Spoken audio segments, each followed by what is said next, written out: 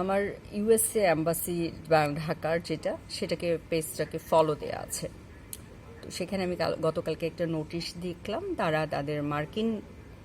নাগরিকদের জন্য একটা বিবৃতি পোস্ট করেছে সতর্কতামূলক। সেখানে তারা বলেছে যে আজকে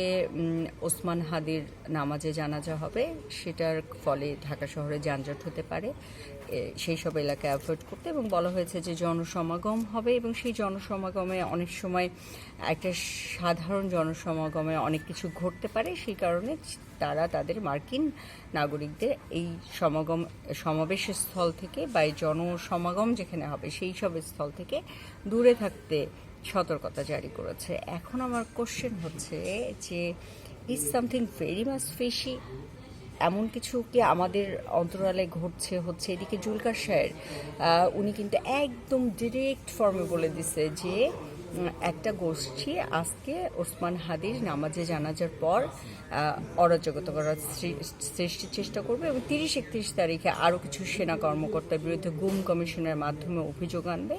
এনে আর্মিকে আনস্টেবল করবে, সেনাবাহিনীকে আনস্টেবল করবে এবং এর মধ্য দিয়ে দেশকে অস্থিতিশীল করে নির্বাচন বানচালের চেষ্টা করবে এবং একটা জাতীয় সরকার গঠনের চেষ্টা করবে। ওনার অভিযোগটা অনেক বেশি, উনি লাউড অ্যান্ড ক্লিয়ারলি বলেছে। একদম কাছাকাছি সময়ে দুইটা স্ট্যাটাসে এসেছে এবং এইটাতে আমার যেটা মনে হয়েছে প্রথম, যে আমেরিকান এম্বাসি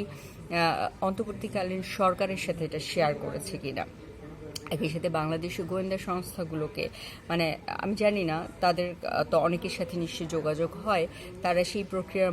মধ্য দিয়ে এই সতর্কতা, এই কনসার্নটা জানিয়েছে কিনা, সেটা একটা ব্যাপার। তাদের কাছে নিশ্চয়ই কোনো তথ্য আছে যেটার ফলে তারা তাদের নাগরিকদেরকে এটা জানিয়েছে এবং তারা তাদের ভেরিফাইড ফেসবুকে, এটা কিন্তু বাংলা এবং ইংলিশ বোথ ভাষা এটা দিয়েছে। তো আমার ওটাই কনসার্ন যে বাংলাদেশ গভর্নমেন্ট নিশ্চয়ই এটা অলরেডি জানে, আমেরিকান এম্বাসির এই কনসার্নটা। আরেকটা ব্যাপার হচ্ছে জুলকার নাইন সামির, তার ফেসবুক পোস্টগুলো মানুষ দেখে, আমি যেমন দেখি, অনেকে দেখে, সরকারের উচ্চ মহলের লোকজনও দেখে নিশ্চয়ই।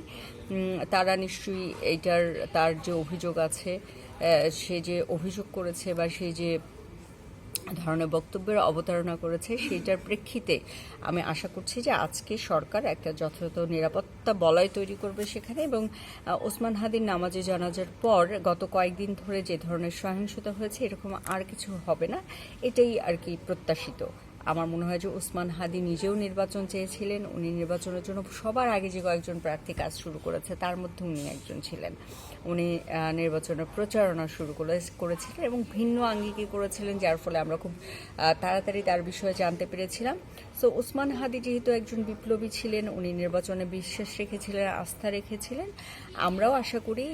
তার এই মৃত্যুকে কেন্দ্র করে কোনো মহল যেন কোনো ধরনের ফায়দা নিতে না পারে, সেই ব্যাপারে সরকার সজাগ দৃষ্টি রাখবে এবং আইন শৃঙ্খলা ব্যবস্থার প্রতি নজর দিবে এবং কেউই যেন এটা থেকে কোনো ধরনের ফায়দা নিতে পারে না। আর সব থেকে বড় ব্যাপার হচ্ছে যেন ওসমান হাদি ন্যায় বিচার পায়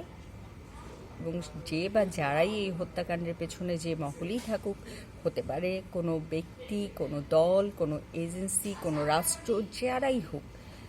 আশা করি যে সেটা বের করবে পেছনে কারা আছে। শুধু যে